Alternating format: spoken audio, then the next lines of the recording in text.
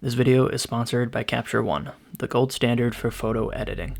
Use the link in the description to get 20% off your first purchase.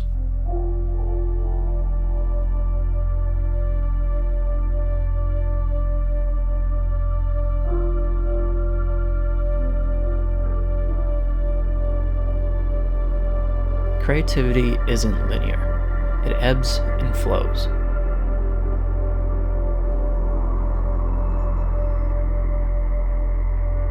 It's impacted by things we might not even be aware of. The time of year, the environment we work in, the people we surround ourselves with, our current headspace.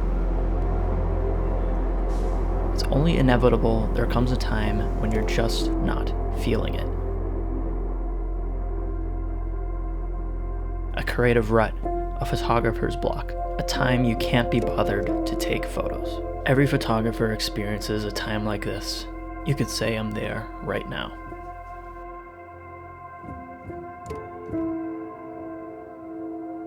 So today I sort of forced myself out to shoot with a new camera, the Fujifilm X-T5. Using a new camera is always a bit invigorating at first, but it's a temporary fix, and not a good one any photographer should ever rely on.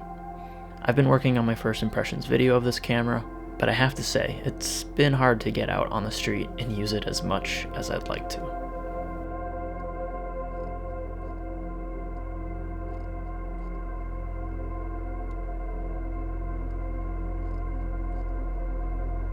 This is your personal reminder that it's okay to take a break.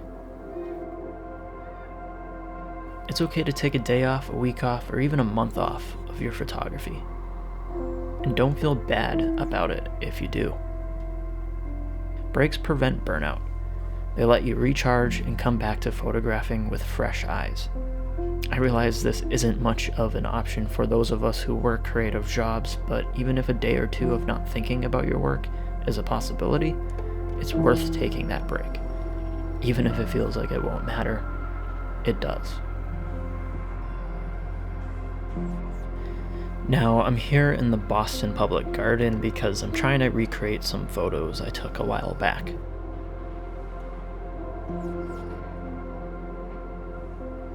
Prior to coming here, I had actually gone through the process of looking back at some of my old photographs. I stumbled upon this photo that I took in the Boston Public Garden, and what I loved about this image was how much it felt like a painting to me, and that's something I've been trying to pursue a lot in my recent work. Seeing this image reminded me that I actually hadn't been to the Boston Public Garden in some time. It sort of inspired me to go back there and specifically photograph something similar to this image that I took.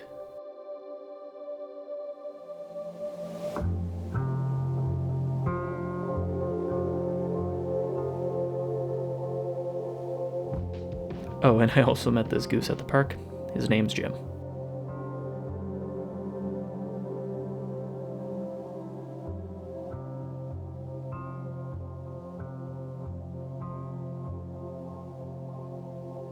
Going back to your old photos is one of the best things any photographer can do to bring back some inspiration.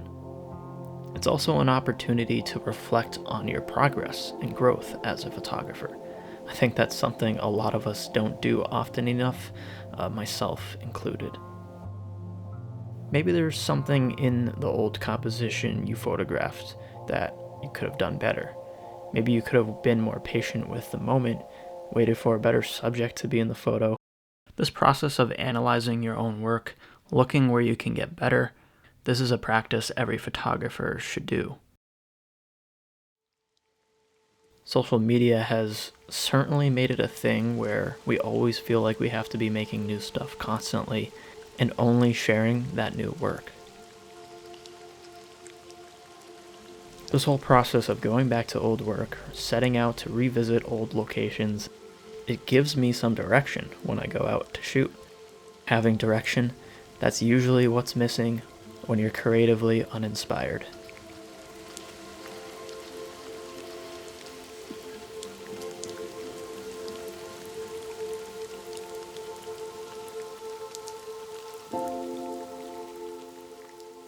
I think a lot of photographers who live in cold parts of the world can agree with me that come wintertime, we sort of go into a hibernation mode. Now, even though I might not be on the streets as much, it doesn't mean it's an unproductive time for me as a photographer. I'll work on a lot of photos I took over the last year, reworking some old images, experimenting with different editing styles, catch up on some long overdue film scanning as well. Because it's just so cold out in Boston right now, I sort of look at this time of year as a bit of a break from taking photos. It's also an opportunity to work on some other important things, and maybe some things we've been putting off. Right now for me, that's getting myself organized for the new year ahead.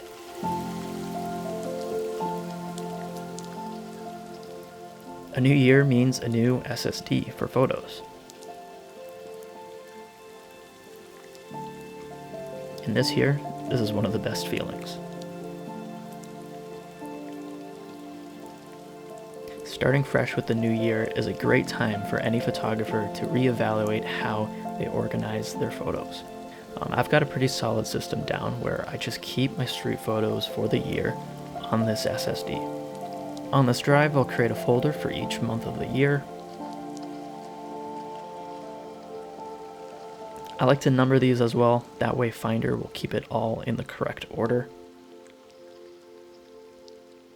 And I also want to create a new Capture One catalog for the year while I'm at it. I'll name this Street and Travel 2023. If you actually think about it, we spend probably the most time with our photographs within the editing software that we use. And for me, that's Capture One. So having organization within Capture One is really important. For my street and travel photography, I like to keep it simple and just organize by location. So I'll make albums for each of the places that I plan on traveling to this year. I know I'll definitely be photographing in Boston and New York City. And coming up very quickly in February, I'm going to Morocco with my dad. I'm also excited to say that in April, I'm going to Paris. And then following that, in May, I'll be going to Venice. It'll be my first time going to France and Italy, but I'm definitely sure it won't be the last. Because I already set up those albums within Capture One, I can just import straight into the Boston album that I created. Keeping organized at the very start of my workflow during this import stage is key to keeping everything organized by the end of the year. And using albums categorized by location is simple and effective for my own street and travel photography. Capture One is sponsoring today's video, so if any of you are interested in trying out Capture One for yourself, you can use the link in the description and get 20% off your Capture One Pro subscription.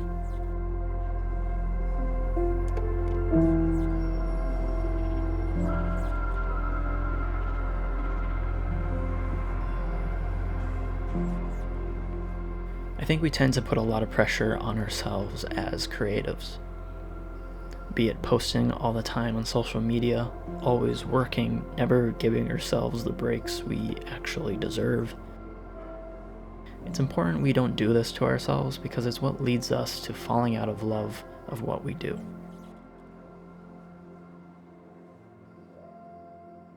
When it comes to my street photography, I try not to look at needing a good photograph for the day to be successful.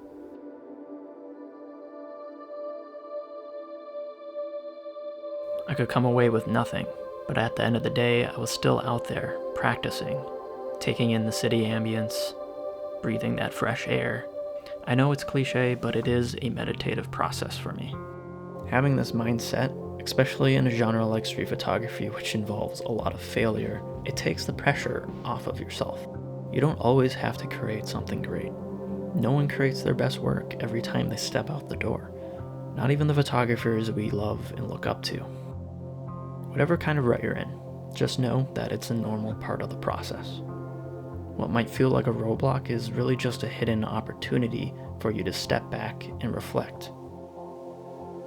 It's an opportunity for you to step out of your comfort zone and try something else, be it a new photographic style, a different editing approach, a different subject matter that you pursue on the street, That process of challenging yourself, it leads you to learn new skills, which in the end, that makes you a better photographer.